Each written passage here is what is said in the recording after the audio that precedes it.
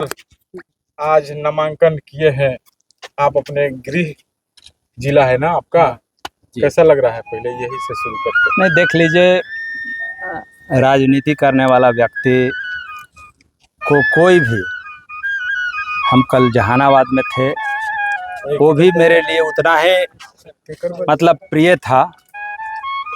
जरा सा भी मतलब हम अंतर नहीं समझते थे। और आज जिस मिट्टी में हम जन्म लिए, सही माने में मतलब सुखद अनुभूति होती है। और हम अंतर नहीं समझते हैं। और अभी आपने बोला कि भाई 5 साल के लिए, हम कल भी थे आपके साथ, आज भी हैं और आने वाले दिन में भी रहेंगे। क्या लगता है सर, जहानाबाद से आपका टिकट कटा, कहीं मलाल है आपका? नहीं, टिकट देख लीजिए, टिकट कटा नहीं है। पार्टी नेतृत्व के सामने बहुत तरह की समस्याएं होती है और उस पे मतलब सहानुभूति पूर्वक भाई लोग विचार करता है।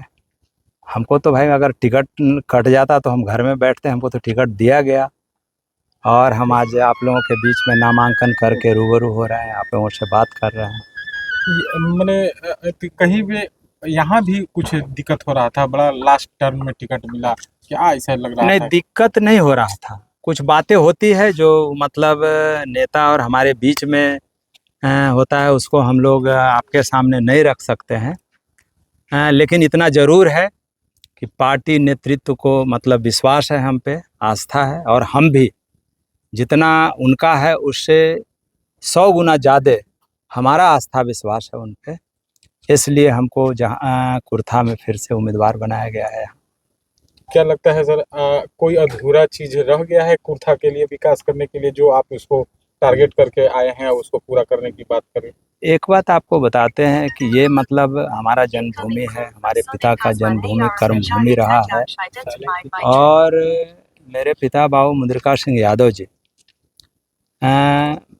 अपने प्रारंभ काल से ही लगातार किसानों की समस्याओं को लेकर के सजग रहते थे, सड़क पे थे उस समय भी आवाज़ बुलंद करते थे, और सदन में भी गए थे उस समय भी आवाज़ बुलंद करते। हमारे यहाँ एक बड़ा चीर प्रतीक्षित हामिद नगर पुनपुन सिंचाई परियोजना है। मीलों पैदल चल के बाबू मुद्रिका सिंह यादव जी ने लालू प्रसाद यादव के नेतृत्व में जब सरकार बनी थी तो उसमें उसको स्वीकृति करवाया था और उस पे बहुत सारा काम हो गया।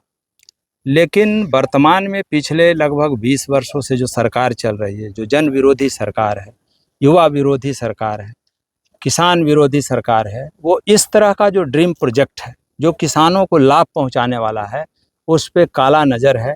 उसी के चलते आज वो महत्वाकांक्षी योजना जो हम लोग कल मध्य बिहार कहते थे, आज दक्षिण बिहार का सबसे बड़ा प्रोजेक्ट है, वो मतलब अधूरा पड़ा हुआ है। तो हम आपको देखे होंगे कि हम जब जहानाबाद के लोगों ने हमको सदन में भेजा था तो हम अपने पिताजी के अधूरे कार्यों को पूरा करने के लिए लगातार इस आवाज़ को सदन में चैंपियन करने का काम करते थे, और उससे हम अलग नहीं होंगे।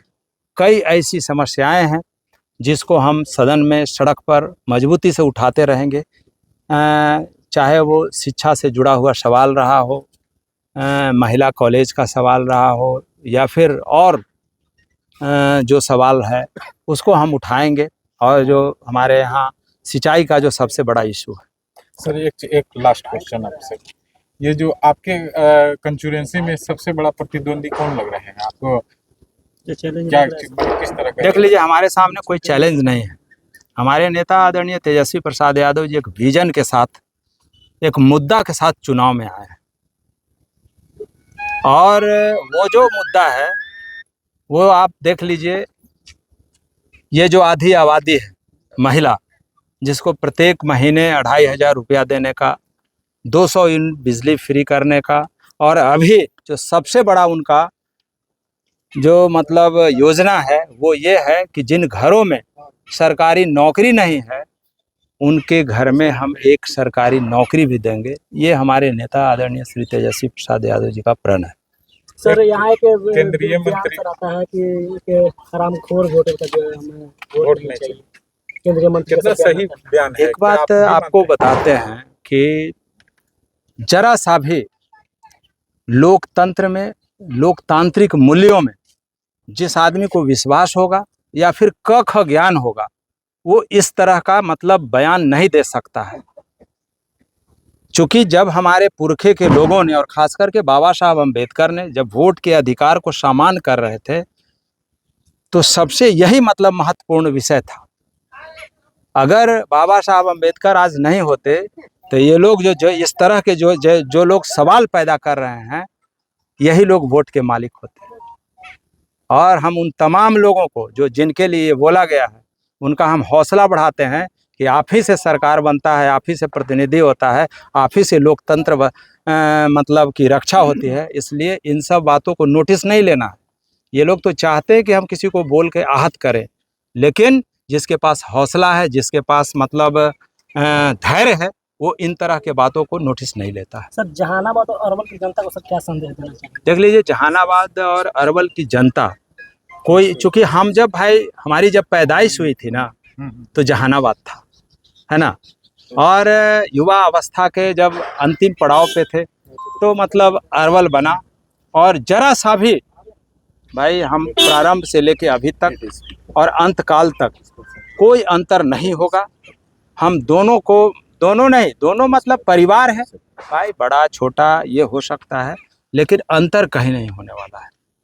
पूरी तरह हम आम लोगों से यही उम्मीद करते हैं, अपील करते हैं जहानाबाद अरवल के मतदाताओं से कि आप एक रोजगार देने वाला, आप एक बिहार को ऊंचाई तक ले जाने वाला, बिहार में पलायन रोकने वाला जो नेता है आदरणीय तेजस्वी प्रसाद यादव जी ने जो घोषणा किया है कि उसके नेतृत्व में आप सरकार बनाइए, इंडिया गठबंधन के उम्मीदवारों को जिताइए, यही हम संदेश दें।